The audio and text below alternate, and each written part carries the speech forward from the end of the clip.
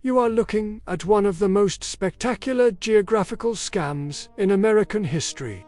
Try expanding this 16:9 frame. Under the gloomy cinematic light, the desolate forest once held the lifeblood of an entire continent.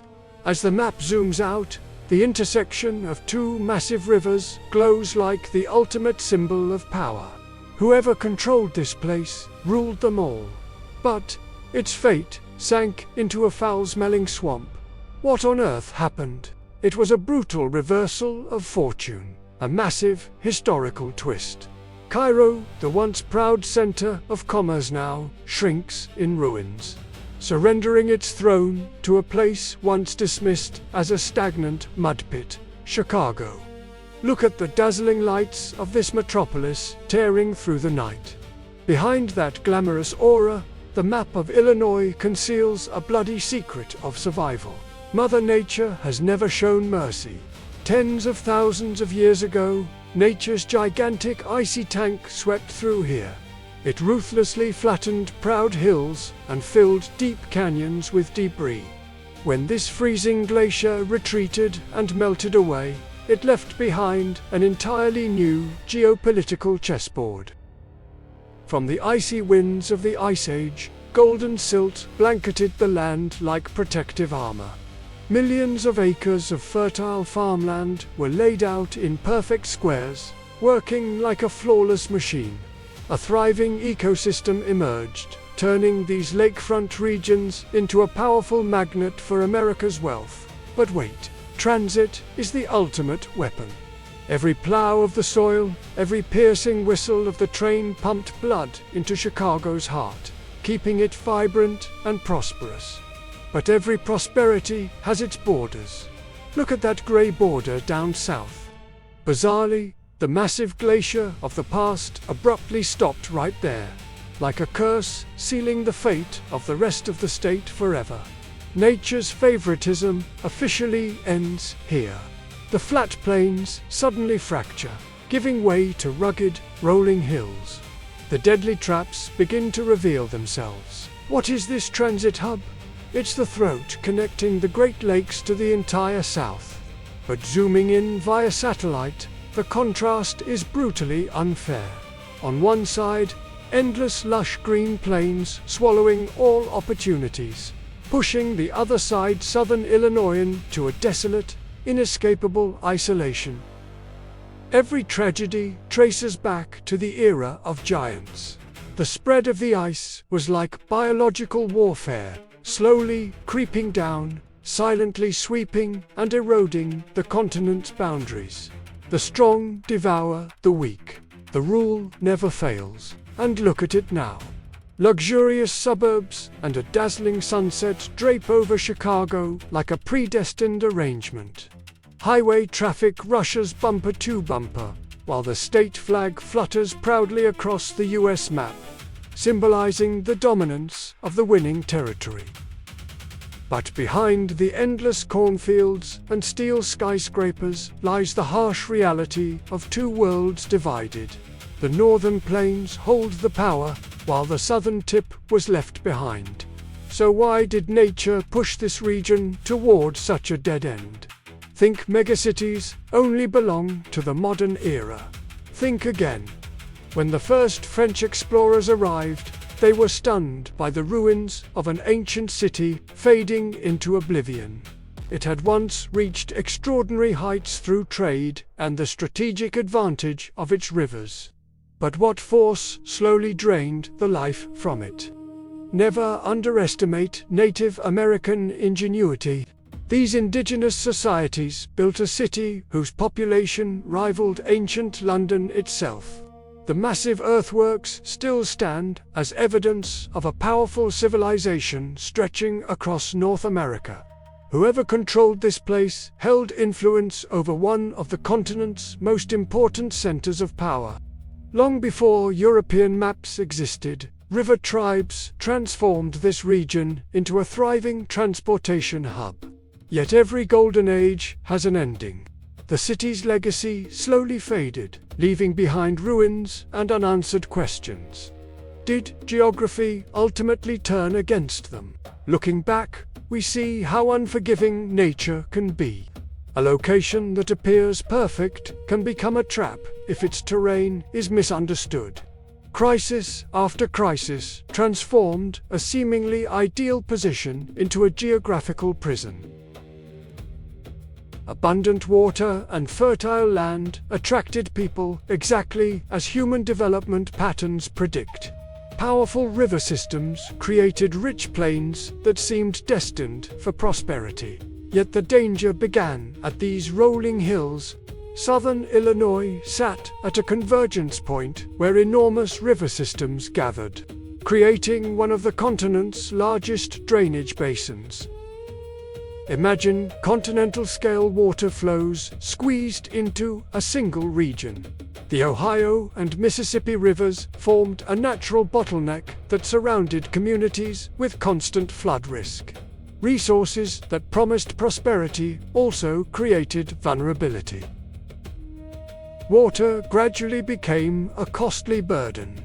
Construction expenses soared as investors poured enormous sums into their dream of building a city capable of rivaling Chicago. The terrain itself fought back. Steep hills and rugged landscapes created natural barriers, isolating southern Illinois from the economic growth accelerating in the north.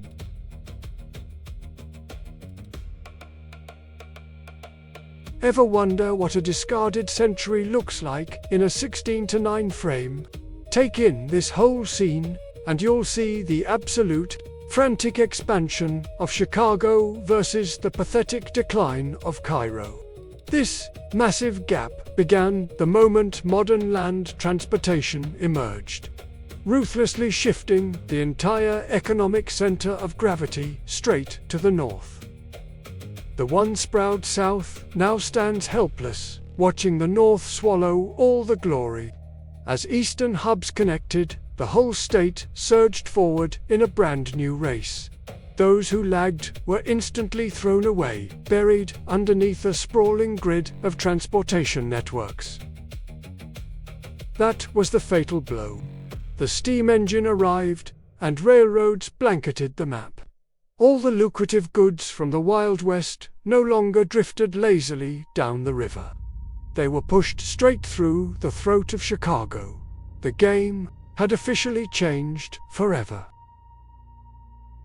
Chicago woke up like a stretching giant, continuously shattering historical milestones. It proudly sat as the undisputed king of the North, holding a super artery that pierced the Great Lakes and connected straight down to the Gulf of Mexico.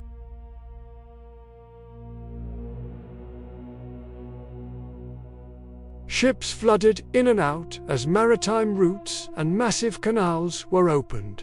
The destructive combo of canals and railroads completely shattered the South's dream of dominance. Don't blame fate. The shift in technology is what decides who gets to survive. Yet, rewinding just a bit, the future once looked incredibly bright. Savvy, wealthy merchants unapologetically poured massive capital in picking the exact convergence point of two great rivers to name their new jewel, Cairo. They were dead certain they had struck America's gold mine. Back then, the rule of survival was simple. Wealth flows with the water. The North was mocked as a cold, barren wasteland that nobody cared about. The entire population flocked south, turning it into the very first, insanely prosperous capitals. When the state of Illinois was newly founded, settlements exploded all over the South. Thanks to main river routes, water transit became the absolute backbone of a massive westward expansion. In the post-independence era, whoever held the commercial arteries was king. From a tiny mud pit no one cared about, a single decision to slice through the earth and build a canal connecting the Great Lakes reversed the fate of the two regions forever. One move turned the impossible into the ultimate ruler. Have you ever dumped millions of dollars into a mud puddle? If not, watch how the elites of that era gambled their future right into the water. Just look at these flooded plains and treacherous swamps. The illusion of power blinded the elite. They completely ignored topographical risks, blindly building a city in the absolute lowest basin. Ignoring elevation was literally digging their own graves. The colossal water volume from two inland oceans didn't merge peacefully. They clashed with destructive force. Deadly whirlpools and rapid currents created an area so dangerous that no veteran ship captain dared to underestimate it. And here lies the most brutal difference on the geopolitical chessboard. The convergence point, once praised as the ultimate advantage, delivered a deadly finishing blow. The residents who stayed behind had to struggle to live in the cracks between life and death, drawn by nature. This city didn't die overnight. It was bled dry, slowly. In the ruthless economic scrambles, they lost their breath. Once the financial resources dried up, all cash flow and attention made a hard U-turn. Fully pivoting to the northern megacenter, capital fled, the population evaporated. Massive steel trains tore through the night, completely ignoring this danger-filled land. The South was officially wiped from the timeline, bypassed by international logistics, while the North stretched its tentacles everywhere. The price of fighting nature is never cheap. America's brutal history lesson was written in blood and money. An alluvial plain that seemed like a blessing ultimately became a graveyard of ambition. Trapped by nature, this land was handed a death sentence straight from the Ice Age, one that no human power could ever overturn. Look at it again. While Chicago rose like a proud god of the industrial era, the dream of a southern megacity remained nothing but hopeless ink on paper. Burning money in a mud pit has never been a smart investment strategy. The rich fled, not because they ran out of business opportunities, but to save their own lives from the terrifying cycle of annual floods. But when nature unleashes its wrath, human strength is just foam on the water. Even when releasing water downstream at full capacity, once the final levee breaks, millions of cubic meters of muddy floodwater will violently rise, swallowing every human legacy.